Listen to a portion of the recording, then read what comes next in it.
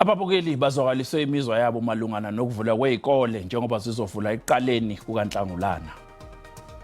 Ngibona ukuthi basheshe bayivula izikole ngani ngoba mangibheka nje ngapha emakhaya abafundi nje bawuvanzi and abafuni ukufaka izankonyo, so mabefika esikoleni bazoba nento ukuthi bencincisane neDexit bephane nama-chips. Lokho umsakazi kodwa ukuthi isipho lesibhebhetheke ngale ndlela eqalile. So bekungangcono ukuba ubengaqala ngo-grade 11 no-grade 12 ngoba u-grade 11 ngonyaka ozayo uzobe wenza u-grade 12.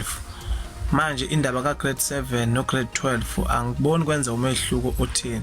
Andiyiboni kahle lesi siqobo sithatha nge-education ngoba kaloku akho okungqanyelwe khona, akho nto ibalulekileyo phakathi kwemfundo nobomi bomntu. So kuyokunyuswa nje inani loba abantu bosuleleke kwi-COVID, utitshala nabantwana i-risk eliyenziwe nge-education, kodwa kasizuthi makathini.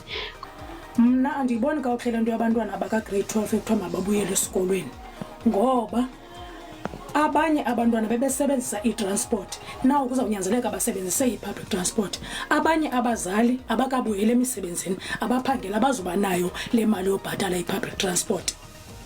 Siyazi ukuthi nge-1 zakaJuni abantwana kumele babuyele esikoleni.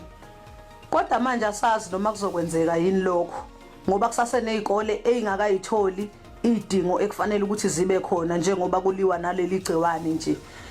Ngaphandle ke mawukuthi ke kuyoshaya i-1 zakaJuni zonke izikole seyinikezelwe ke lezo zinto.